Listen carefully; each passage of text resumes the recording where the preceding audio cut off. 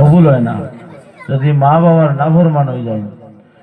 এর জন্য আমার বুজুর্গণ যেগুলোয় মা বাবার নাফরমানি করিলেইছ সবে অপরাধ আমার আগে আগে মা বাবার কাছে গিয়া আমরা মাফ চাইতাম।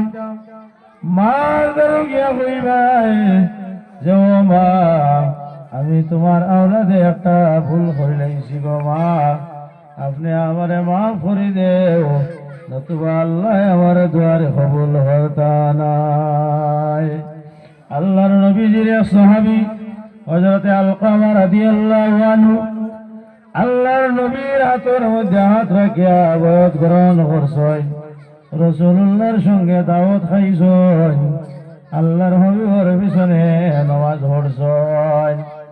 যেই সময় মরণের সময় আইল আল্লাহর বান্দা হযরতে আলকামা রাদিয়াল্লাহু তাআলা আনহু নবীজির সাহাবী হওয়া সত্ত্বেও কলিমা নসিব হয় না।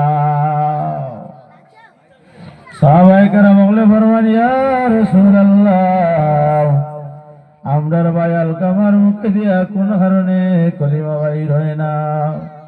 রাসূলুল্লাহ ফরমায় আমার মায়ার সাহাবায়ে কেরাম কয় তোমরা যাও, যদি আমার আলকামার গরো তার বৃদ্ধ মা জননী তখন রে তাহলে তার মারে তুমি তাই আমার কাছে লইয়াও।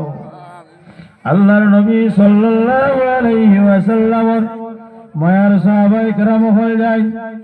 যাওয়ার পরে হযরতে আলকামা রাদিয়াল্লাহু তাআলা আনহুর মা জননী রে ফরমায় ও মা আল্লাহর হাবিব সাল্লাল্লাহু আলাইহি ওয়াসাল্লামে আপনি যাওয়ার লাগিয়া হুকুম করছেন। বৃদ্ধ মা আপনার রাসূলুল্লাহর কথা মান্য না করার কারণে আল্লাহর বান্দি আপনার ঘর থেকে বাইর হইছেন, রাসূলুল্লাহর খেদমত গিয়া আপনার হাজির হইছেন। আল্লাহর নবী সাল্লাল্লাহু আলাইহি ওয়াসাল্লামের দরবারে গিয়া হাজির হইছেন।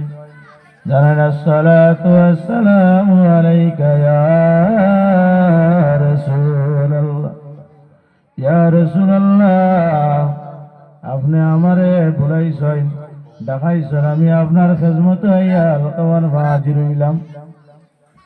রাসূলুল্লাহ ফরমায় ও আলকামার মা আপনার কাছে একটা জিনিস জানতাম চাই, আপনার ছেলে আলকামার জমিনের মধ্যে আমল কেমন আসলো আপনি আমারে কইলাও।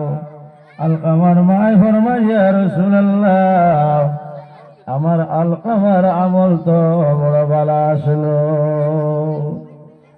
আমার আলকামায় আপনি রাসূলুল্লাহর সঙ্গে নামাজ পড়ছেন।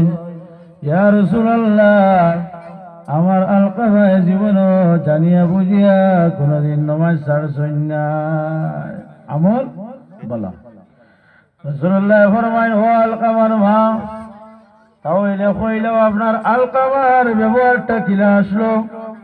ও সময় আলকামার ভাই ফরমায় ইয়া রাসূলুল্লাহ আমার আলকামার আমল তো বড় ভালো আসলো, আমার আলকামার ব্যবহারটাও ভালো আসলো, তবে ইয়া রাসূলুল্লাহ কোন সময় আমার ছেলে আমার উপরে আপনার জড়েঙ্গি মারিয়া উঠিতা গরম হয়ে যাইতা, তার বিবির কথা শুনিয়া